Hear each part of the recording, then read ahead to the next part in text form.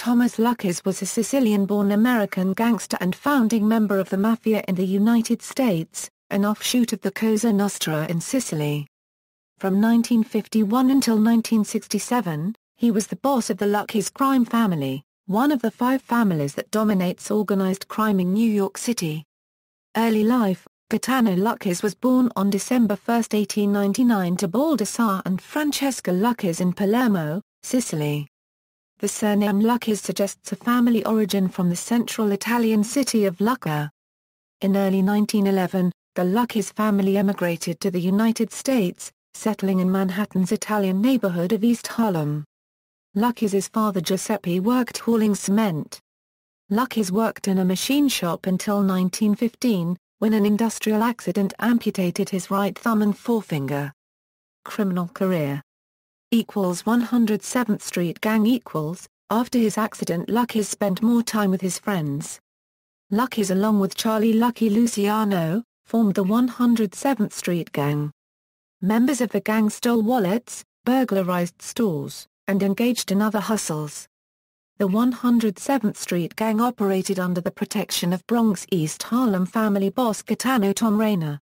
By the age of 18, Lucchese had started a window washing company in East Harlem. Anyone refusing to buy window washing would have their windows broken. In 1920, Lucchese was arrested in Riverhead, Long Island on auto theft charges. During his booking, a police officer compared Lucchese's deformed hand with that of Mordecai Three Finger Brown, a popular Major League Baseball pitcher. The officer nicknamed Lucchese Three Finger Brown, an alias that Lucchese always disliked. In January 1921, Lucchese was convicted of auto theft and sentenced on March 27, 1922 to 3 years and 9 months in prison. Lucchese served 13 months at Sing Sing Correctional Facility before he was paroled. It would be Lucchese's only conviction. Lucchese was released from prison in 1923, 3 years into Prohibition. His old friends Charlie Luciano, Frank Costello, and Meyer Lansky had become partners with Jewish gangster Arnold the Brain Rothstein selling bootleg alcohol.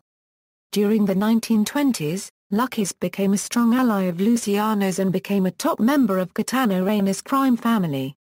In August 1927, Lucchese was arrested under the alias of Thomas Ara, and charged with receiving stolen goods. On July 18, 1928, Lucchese was arrested along with his brother-in-law Joseph Rosato for the murder of Louis Cirazzulo. The charges were later dropped. Castellammarese War. In 1930, the Castellammarese War was being fought between 2 rival crime bosses in New York, Giuseppe "Joe the Boss" Masiria and Salvatore Maranzano. At this time, Lucchese and Tommaso Galliano were both leaders in the Rayner family, which was aligned with Masiria. However, Rayner decided to secretly change his allegiance to Maranzano because Masiria was demanding a large share of Rayner's ice distribution business. Galliano then told Masiria about Rayner's betrayal in hopes of becoming the new boss of the Rayner gang. On February 26, 1930, Masiria gunman Vito Genovese shot and killed Rayner outside his mistress' apartment. Masiria then made his ally Joseph Pinzolo boss of the Rayner gang, ignoring Galliano. Angry about being used, Galliano and Lucchese formed a splinter group within the gang with Stefano Rondoli, Dominic Petrilli, and Joseph Velacci. Their group was aided by a general hatred of Pinzolo within the gang. On September 9, 1930, Pinzolo was lured to a Manhattan office leased by Lucchese. Pinzolo was then shot and killed by either Girolamo Santucci or Dominic Petrilli. Luckily for the conspirators, Masiria attributed the Pinzolo killing to Maranzano. Masiria then appointed Galliano as the new gang boss. At this time Charlie Luciano, one of the Masiria's top lieutenants, along with his allies, the Young Turks, secretly planned to end the Castellammarese War. Luciano began with secretly negotiating with Maranzano. Luciano persuaded Galliano and Lucchese to secretly switch sides to Maranzano and they planned to destroy Masiria. On November 5, 1930, the Masiria allied Manfredi family boss Alfred L. Mineo Manfredi and underboss Steve Frigno were murdered in the Bronx by Galliano and Maranzano gunmen. At this point, Maranzano believed that Lucchese and Galliano were now his men, but in actuality their loyalty was only to Luciano. Lucchese became one of Luciano's favorite hitmen and was alleged to have participated in at least 30 murders.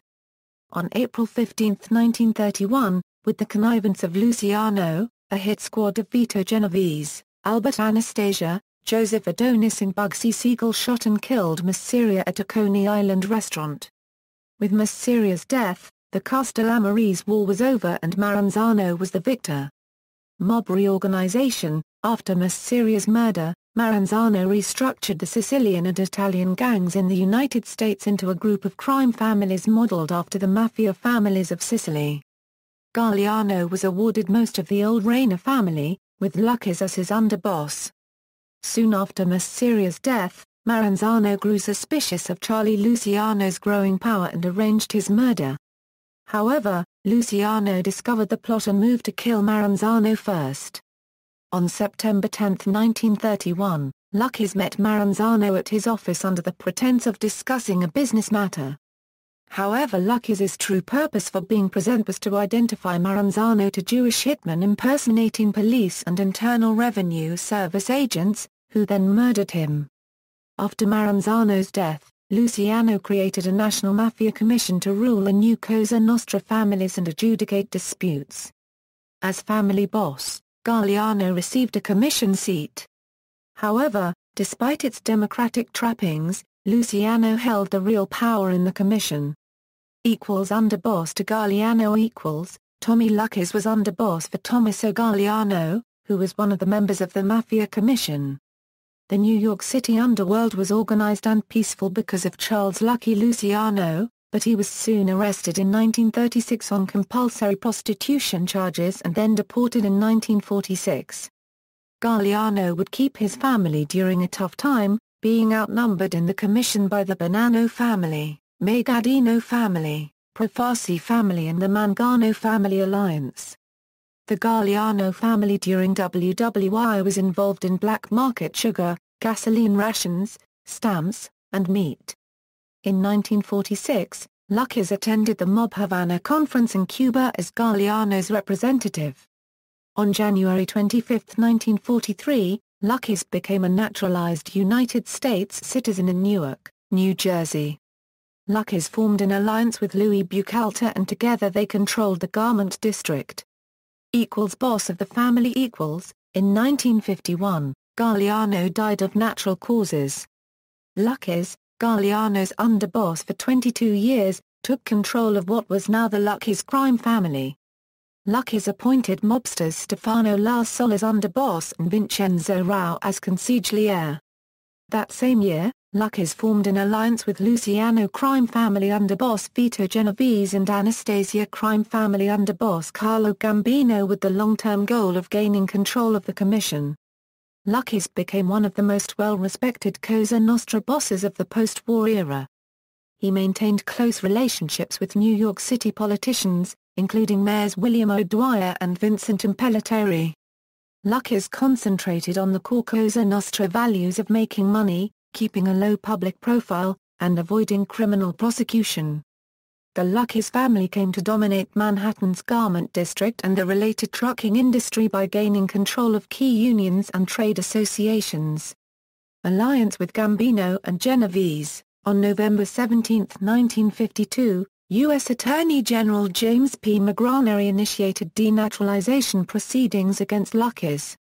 In its filing, the government claimed that Lucchese did not reveal his entire arrest record when applying for citizenship in the 1930s. In 1957, Lucchese and his allies decided to attack the bosses of the Luciano and Anastasia crime families to gain commission control. On May 3, 1957, gunman Vincent Giganti slightly wounded Costello. Shaken by the assassination attempt, Costello soon retired, leaving Genovese as boss. On October 25, 1957, Albert Anastasia was assassinated in a hotel barber shop. Carlo Gambino became the new family boss. In 1957, Genovese called a national mob meeting to legitimize his control of the Luciano family. The meeting was held at rural home of mobster Joseph "Joe the Barber" Barbara in Appalachian, New York. On November 14, 1957, the New York State Police raided the meeting and arrested 61 fleeing gangsters. Lucchese had not yet arrived in Appalachian and therefore avoided arrest. However, his consigliere Vincenzo Raul, Gambino, Genovese and other mob leaders were detained. Genovese's humiliation motivated the new alliance of Luciano, Costello, Lansky, Gambino and Lucchese to set up Genovese's later elimination. 2 years later, with the help of the alliance, Genovese was arrested on narcotics trafficking charges.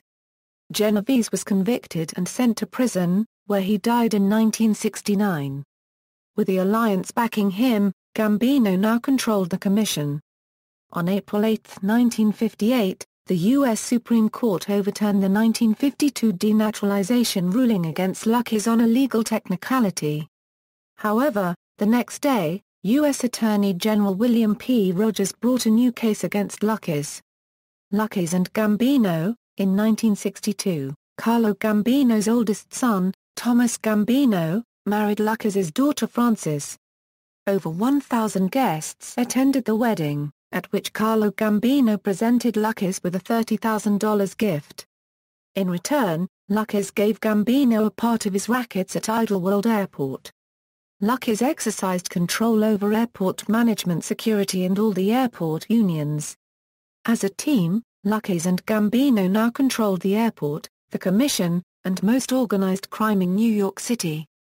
War with Bonanno and Profaci. In 1962, Lucchese and Gambino began to back the Gallo crew from the Profaci family in the war against their boss Joe Profaci. Both Gambino and Lucchese saw the war as a way to take over rackets that were under control of the Profaci family, because the Profacis were too involved in their war. On June 6, 1962, boss Joe Profaci died of cancer and his underboss Joseph Magliocco became the new boss and kept fighting the war against the Gallo crew. Magliocco had support of most of the Profaci family and support from other family boss Joe Bonanno of the Bonanno family. The war finally came to an end in 1963 when Gallo crew capo Joe Gallo was arrested. Joe Magliocco and Joe Bonanno decided they needed revenge on Lucchese, Gambino, Magadino for the Gallo War and the Bonanno War. They decided they needed to have them killed, so Magliocco ordered capo Joe Colombo to kill all three bosses. Joe Colombo went to the Mafia commission instead and talked about the plot to murder them. Magliocco showed up to the commission and was stripped of his boss title and forced into retirement. Joe Colombo became the new boss of the Profaci family, now the Colombo family. Joe Bonanno decided to go into hiding and his last ally, Joe Magliocco, died of high blood pressure. Even Bonanno's ally from Tampa, Florida, boss Santo Trafficante, turned against him. The commission then stripped Joe Bonanno of his boss title and put in capo Gaspar Di Gregorio as the new boss. Upset by the commission's decision, Joe Bonanno started a war. It was later called the Bonanno War. The war continued for years and in October 1964 Joe Bonanno was kidnapped by Buffalo crime family members Peter and Antonino Magadino. Buffalo boss Stefano Magadino asked him to retire and end the war. Joe Bonanno refused and continued the war. Just as he began to see victory, Bonanno suffered a heart attack and was finally forced to retire. The commission had won and put in another capo, Paul Siaka, as the new boss of the Bonanno family. Death and burial. On July 13, 1967, Tommy Lucchese died of a brain tumor at his home in the Lido Beach area of Long Island. The funeral service was held at the Catholic Our Lady of the Miraculous Medal Church in Ridgewood, Queens. Lucchese was buried at Calvary Cemetery in Queens, New York. Over 1,000 mourners, including politicians, judges, policemen, racketeers, drug pushers, pimps, and hitmen, attended the ceremony. Undercover policemen photographed the attendees. At the time of his death, he had not spent a day in jail in 44 years. Lucchese's first choice as a successor had been Antonio "Tony Ducks" Carollo, but Carollo was in prison when Lucchese died. Lucchese's second choice, Ettore Coco, was also in legal trouble and served a short time as boss. Another possible candidate was consigliere Vincenzo Rao, but he too was dealing with criminal charges. The commission finally selected Capo Carmine Tremonti as temporary acting boss until Carollo was released from prison. In popular culture, in the 1981 television miniseries The Gangster Chronicles Lucchese was portrayed by John Polito. In the 1981 film Gangster Wars Lucchese was portrayed by John Polito. Notes. Sources. Further reading, Davis, John H. Mafia Dynasty, The Rise and Fall of the Gambino Crime Family. New York, HarperCollins, 1993. ISBN 0-06-016357-7, Whitney, Jonathan. Vicious Circles, The Mafia in the Marketplace. New York, W. W. Norton, 1979. ISBN 0-393-01188-7, Moldier, Danny. The Hoffa Wars. New York, Charter Books, 1978. ISBN 0-441-34010-5, Rupp, Selwyn. Five Families, The Rise, Decline, and Resurgence of America's Most Powerful Mafia Empires. New York, St. Martin Press, 2005. ISBN 0-312-30094-8, Tommy Lucchese, The Quiet Don in Marlborough by Ron Marslock. Queen's Chronicle, A Death in the Family by Lomel Jones. RealDealMafia.com. External links, Mobsters, Tommy Lucchese, Find a Grave, Thomas Three Finger Brown Lucchese.